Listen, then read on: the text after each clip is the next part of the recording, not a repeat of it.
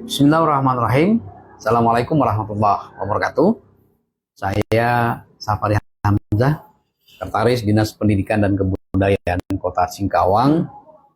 Pada kesempatan kali ini mencoba untuk bersepakat bahwa kami guru, kami tetap menuntut ilmu. Artinya bahwa kita harus senantiasa melakukan pembelajaran yang tidak boleh berhenti. Sebabnya di kesempatan hari ini kami mengundang Adinda Ahmad Fauzi, kemudian Fajar Sodik dan Pairus untuk bersama-sama membersamai guru-guru yang ada di Kota Singkawang ini. Yuk kita sama-sama belajar. Yuk kita sama-sama untuk senantiasa memperdalam ilmu supaya kita senantiasa kemudian terbuka cakrawala sehingga pemahaman terhadap agama kita menjadi lebih mantap. Pada pertemuan kali ini kita coba untuk mengulas hal yang sangat sederhana dan mendasar kaitannya dengan Islam, iman, dan ihsan. Nah, seperti apa sih konsep itu? Nah, sebagaimana harus kita ketahui bersama bahwa kita hari ini baru memahami rukun iman, rukun Islam, dan seterusnya. Ternyata setelah kita mendalami beberapa kajian-kajian, ada namanya istilah rukun agama. Ternyata rukun agama inilah yang akan kita bahas bersama Mas Fauzi. Seperti apa penjelasannya, turunan-turunannya, dan ilmu-ilmu apa dari ketiga atau trilogi agama atau istilah tadi tiga rukun agama itu. Nah, kesempatan ini mari kita gunakan. Nanti silahkan bisa mengikuti, bisa bertanya, bisa mengirim komentar di Facebook kami, di Safari Hamzah, di Ahmad Fauzi, di Fajar Sodik, dan di Pairus. Saya kira itu pengantar dari kita. Mari kita belajar bersama. Silakan Mas Fauzi. Baik, bismillahirrahmanirrahim. Assalamualaikum warahmatullahi wabarakatuh. Alhamdulillahirabbil alamin, wassalatu wassalamu ala asyrofil anbiya wal mursalin sayyidina Muhammadin nabil qasim amin wa ba'du. Pada kesempatan kali ini sebenarnya tadi kita akan mulai itu di jam 4. Cuman ada beberapa kendala teknis. Ya. Di satu sisi, kemudian di sisi lain juga kita masih pemula itu kan, masih amatir. Jadi kita mulainya itu di jam 4 lewat sekian kira-kira. Ya. Nah, terus nanti kita konsepnya ini santai saja, kita ngobrol tapi dengan isi yang daging semua itu Pak. Insyaallah.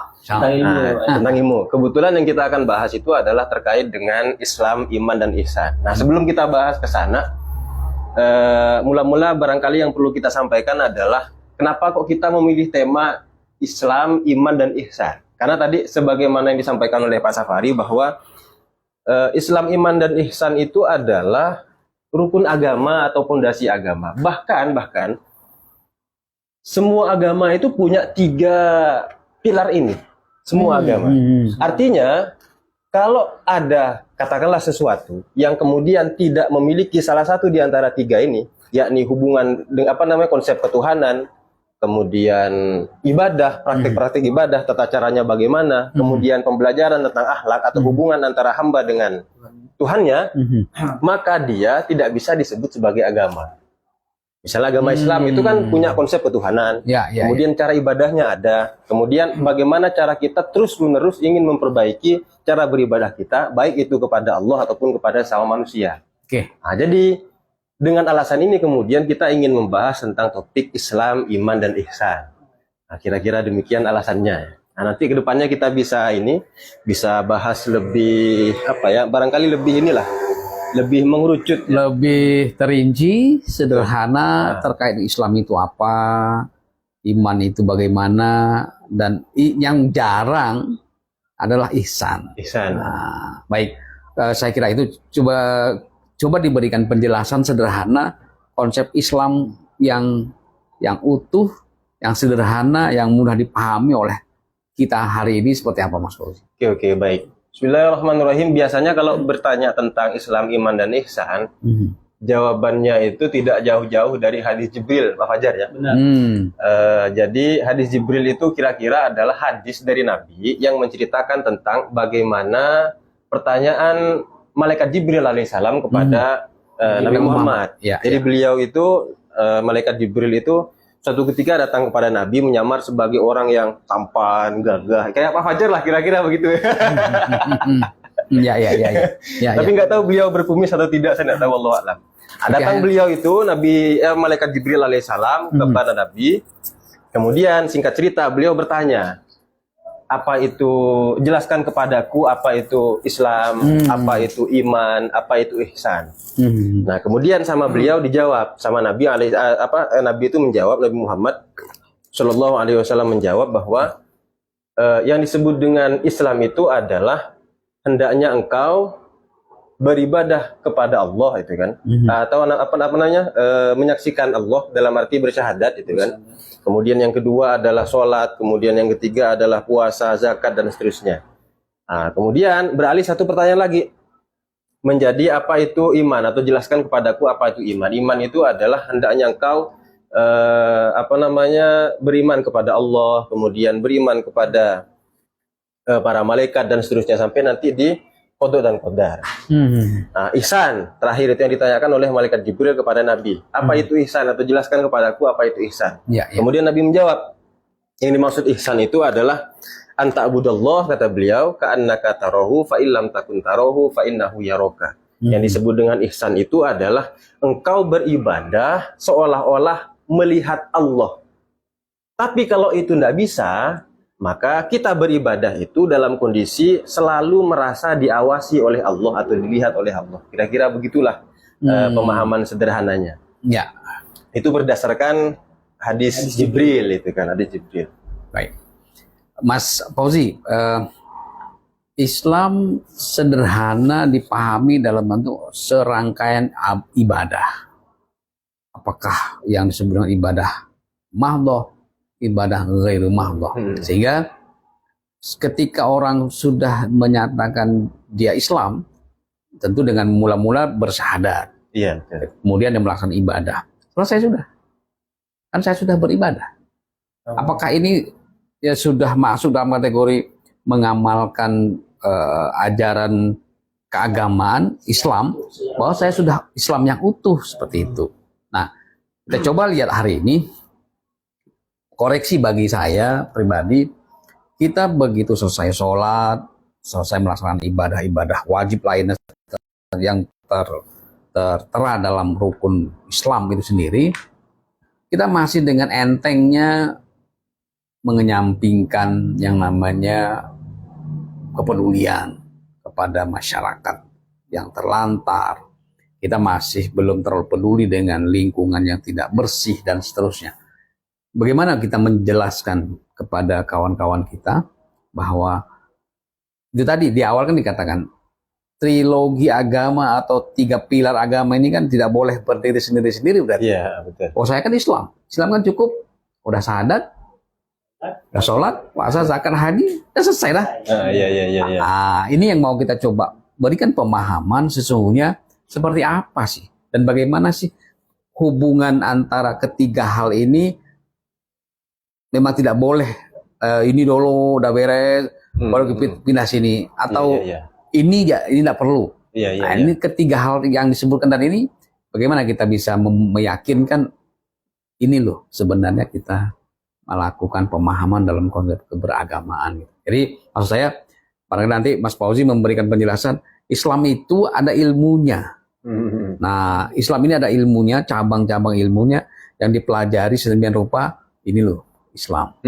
Nah, kemudian kalau iman sama, termasuk ihsan. Sehingga pada simpulan terakhir, memang barang ini tidak boleh terpisah-pisah sepertinya. Betul. Nah, maka saya melihat berapa banyak umat Islam hari ini yang rajin beribadah, tapi tidak menunjukkan kesungguhan dalam sentuhan-sentuhan kemanusiaan, sentuhan-sentuhan sebagai ya misalnya lah di dunia pendidikan kita.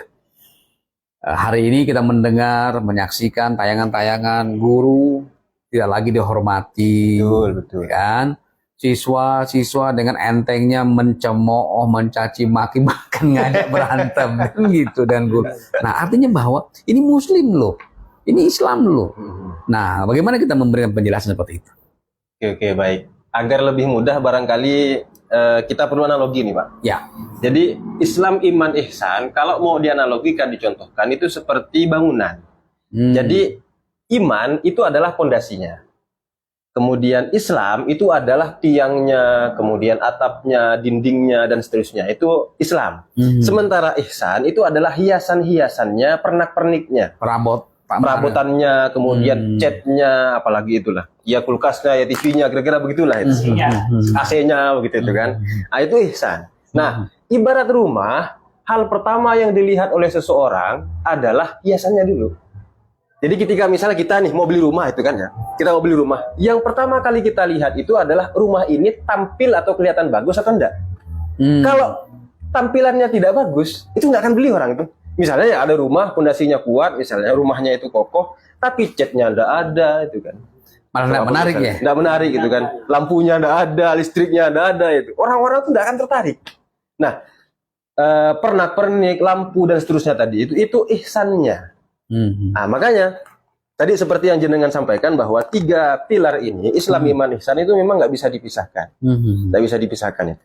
Itu yang pertama. Kemudian yang kedua, berbicara tentang Islam itu tidak hanya berbicara tentang hukum, misalnya halal, haram, mubah, makruh dan seterusnya. Tidak hanya berbicara itu. Tidak hanya berbicara tentang bagaimana keimanan kita kepada Allah, tapi juga berbicara tentang hal-hal yang bersifat sosial. Jadi, oke, kita ibadah menyembah Allah selesai, tapi tidak cukup sampai di situ. Ada kemudian ibadah-ibadah lain yang itu bahkan diperintahkan oleh Allah, yakni bersosial, dalam arti berinteraksi dengan sesama manusia, bermasyarakat dan seterusnya. Nah, sisi ini yang belakangan ini tidak ditonjolkan oleh barangkali sebagian oknum. Jadi belajar belajar tadi konteksnya itu kan belajar ke seorang guru, tapi akhlaknya ke guru tidak ada itu kan. Kemudian berani mencemooh guru, berani berkata-kata kasar di depan guru. Kadang saya juga mikir tuh Pak, dengan murid-murid yang begitu itu, ini lisan atau kebun binatang. Misalnya kan sering ngomong-ngomong yang ndak-ndak itu kan. Iya. Nah, sisi itu yang kemudian perlu kita perbaiki, perlu kita poles sehingga Islam itu hadir dengan wajah yang betul-betul ramah kepada sesuai kita. Dengan makna Islam Ihsan ya betul. Nah, tapi sebelum ke sana kita harus pelajari dulu Islam itu apa, kemudian iman itu apa, kemudian ihsan. Ihsan ini sebenarnya adalah proses terakhir kalau mau diurutkan. Yang pertama adalah Islam itu kan. Islam itu isinya kurang lebih adalah peribadatan atau cara beribadah. Kita harus tahu harus tahu tentang sholat, berikut cara-caranya, kemudian puasa, kemudian zakat. Nah, untuk rekan-rekan semuanya, kalau misalnya sibuk kerja, katakanlah 24 jam kerja itu. 24 jam kerja itu kan. Terus saya ini ingin memperbaiki diri. Apa seharusnya yang saya lakukan? Nah, setidaknya kalau dalam Islam itu kita mempelajari 3 hal. 3 hal itu. Syarat, rukun, dan hal-hal yang membatalkan. Misalnya sholat itu kan, sholat. Pelajari 3 hal ini. Syarat, syarat syarat sholat, kemudian rukun sholat, kemudian hal-hal yang membatalkan sholat. Nanti di syarat sholat itu kan kita wajib atau harus sholat dalam keadaan suci. Cara suci bagaimana? Berwudu. Nanti pelajari juga tentang wudu itu. Syarat, rukun, dan hal-hal yang membatalkan wudu. Sehingga sempurna sholatnya. Betul, sehingga sempurna sholatnya. Secara hukum syariat. Syariat, betul. Dalam konteks syariatnya. Syariat. Hari ini memang sepertinya sebagian besar masyarakat kita sudah tahu bagaimana berwudu, sudah tahu bagaimana bersuci, bahkan kemudian sholat saya kira sudah sangat luar biasa, berjamaah di masjid, di langgar, di surah dan lain-lain. Tapi satu yang masih mengganggu pikiran kita hari ini adalah tidak ada hubungannya ketaatan yang sudah dilakukan seperti itu saat dia tidak lagi sholat. Perlakuan kita ini tidak jarang yang misalnya masih terpengaruh pada satu pemahaman Tuhan kok belum mengabulkan doa saya. Itu nanti di iman tuh Pak. Nah, di iman itu dia. Makanya tadi nggak bisa dipisah nih. Makanya nggak bisa nggak boleh dibuat tersendiri kan. Intinya kan begini, kan saya sudah melaksanakan kewajiban. Betul, betul, betul. Nah, ini yang ingin kita luruskan. Kalau masih berpikir bahwa kan saya sudah sholat. Nah, ada satu Mas Fauzi, ada yang menggelitik. Pak, saya udah sholat. Yang wajib sudah luar biasa. Betul, Bahkan saya sudah sholat sunat, sholat hajat, sholat tahajud, dan lain-lain. Kenapa Tuhan tidak berpihak ke saya? Saya masih posisi seperti hari ini. Tidak seperti sebelah, tidak sholat, tidak. Kaya ya. Apa enggak? Nah, itu gimana kita memberikan penjelasan terkait dengan pemahaman keislaman. Ini konteksnya kita sedikit ke Islam saja dulu. Oke, baik. Kalau pertanyaannya begitu, nanti itu sudah beralih ke ranah iman. Jadi Islam itu adalah bagaimana cara kita taat kepada Allah dalam arti fisik kita. Jadi sholat itu kan ketaatan fisik, puasa itu ketaatan fisik dan seterusnya. Jadi Islam itu sebenarnya adalah bentuk ketaatan kita secara fisik. Kalau iman itu adalah bentuk ketaatan kita secara secara batin, secara hati. Yang itu tentu saja harus diperkuat dengan ilmu pengetahuan. Artinya beriman misalnya kepada Allah itu tidak lantas beriman dalam arti ngotot. Pokoknya Allah ada titik. Ketika ditanya buktinya apa, tidak tahu. Tidak begitu. Islam itu dalam keimanan itu doktrin, nama dogma itu. Dalam Islam, teman-teman rekan-rekan semuanya, terutama dalam persoalan keimanan atau ketuhanan itu, semuanya itu Pak bisa dijelaskan dan masuk akal. Semuanya. Seaneh apapun pertanyaan tentang ketuhanan, semua itu ada jawabannya. Termasuk juga pertanyaan tadi itu. Misalnya ketika doa, ya betul. Dan kebetulan saya juga pernah ketemu dengan oknum yang seperti itu. Jadi singkat cerita, beliau itu tentara, suami istri itu lahir taat dalam beribadah. Nggak pernah putus-putus, yang wajib dilakukan, yang puasa juga dan seterusnya. Suatu ketika diutus ke Papua. Diutus ke Papua, sampai di sana dan mereka itu dikejar sama penjahat lah, anggaplah OPM lagi. OPM itu dikejar sama OPM dan mengharuskan mereka untuk menyeberangi sungai. Ketika mau nyeberang sungai, peralatan mereka ini terlalu berat sehingga membuat mereka kalau semisal tetap dibawa tenggelam. Ya, walhasil mereka harus meninggalkan senjatanya, meninggalkan sepatunya, atribut-atribut yang menghalangi untuk sampai ke seberang. Sudah selesai. Sementara tentara itu kan katanya itu harus menjaga atributnya itu dulu dalam kondisi apapun. Kan pertanggungjawabkan memang ya. Atau pertanggungjawabkan. Pulang ternyata dipecat. Akhirnya apa? Dua orang ini suami istri ini protes ke Allah itu. Saya ini kurang apa? Sholat udah, puasa udah nggak pernah putus-putus, duha, tahajud, baca Quran. Tapi kenapa kok Allah memperlakukan saya seperti ini? Katanya. Yaudahlah, mulai sekarang saya tidak sholat. Katanya itu. Ini adalah salah satu dampak kalau kita hanya meyakini Allah misalnya, mengetahui tauhid atau akidah atau iman tanpa didasari dengan ilmu. Itu akibatnya. Katanya Allah mengabulkan doa-doa kita setiap kita beribadah, dan itu pasti. Mana kok saya minta ini nggak dikabulkan, saya minta itu nggak dikabulkan. Sebenarnya itu ada penjelasan-penjelasan tersendiri agar kita bisa memahami apa yang dimaksud dengan ud'uuni astajib lakum itu kan. Berdoalah kepadaku maka aku pasti akan mengabulkannya.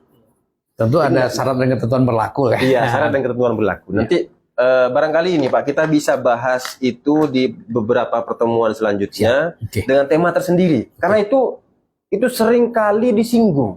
Bahkan kita sendiri barangkali itu sering mengalami itu kan. Minta misalnya, ya Allah naikkanlah gaji saya misalnya kan, ternyata nggak naik-naik. Nah, saya nyambung nih. Ada cerita teman saya dulu di salah satu instansi di mana saya ada di situ. Dia protes dan sampai hari ini yang saya kenal dia tidak mau sholat.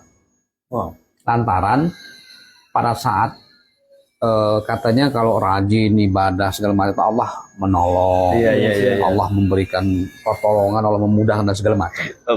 Di saat kritis orang tuanya sakit, dia berjuang sedemikian rupa bagaimana bapaknya ini bisa terselamatkan dan hidup sehat kembali. Ternyata Allah takdirkan meninggal karena sakit itu. Karena ini proses. Kenapa Tuhan tidak mengabulkan doa anak saudaranya yang sedang berjuang untuk anak bapaknya diselamatkan? Bapaknya meninggal, anak itu protes sampai hari ini tidak mau sholat. Ternyata Tuhan tidak berpihak pada keluarga kami.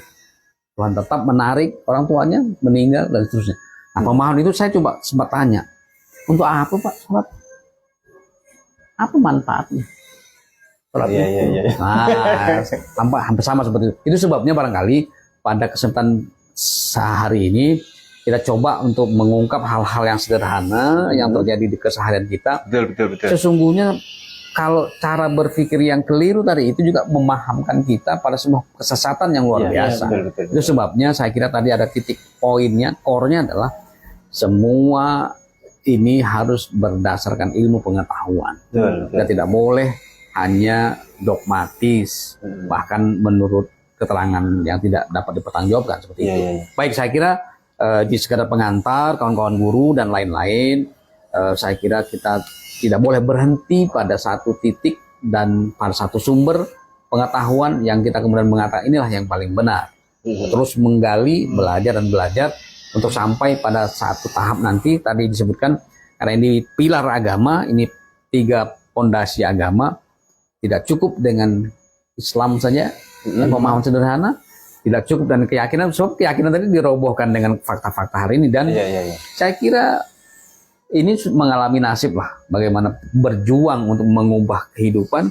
Betul. Ternyata saya tidak tahu siapa yang dipermudah, saya tidak tahu, tapi bahwa sepertinya ekspektasi yang diharapkan tidak seperti ini. Tapi karena kawan-kawan ini mengerti tentang agama, ya Allah sudah, saya kira sudah sedikit memenuhi hajat kita. Satu, yang kedua, yang mesti kita pahamkan kepada kawan-kawan guru kita, kepada kita semua adalah yang ihsan. Ihsan inilah menurut saya tadi digambar oleh Mas Fauzi itu sebagai sebuah etalase kehidupan rumah tangga, pernak-pernik kehidupan, dan itu menjadi identitas sebetulnya. Jadi saya mencoba memahami ihsan ini adalah sebuah perilaku ketundukan dan kepasrahan total kepada Allah dengan perilaku keseharian yang selalu hormat kepada orang tua, menghargai sesama, yang di bawah dicintai, ya kan, yang di atas dihormati. Itu ihsan menurut saya. Iya. Yang kemudian selalu memastikan, karena hari ini dunia teknologi, saya menganalogikan kawan-kawan semua, ihsan itu adalah sebuah alat komunikasi. Allah ini kan sudah menaburkan yang namanya wifi. Maka kita jangan sampai memasukkan mode di HP ini mode pesawat. Betul. Nggak kenalah sinyal itu, tidak akan terkoneksi. Jadi ihsan menurut saya itu adalah sebuah pengawasan yang Allah sampaikan, dan kita merasakan selalu berada pada pengawasan Allah.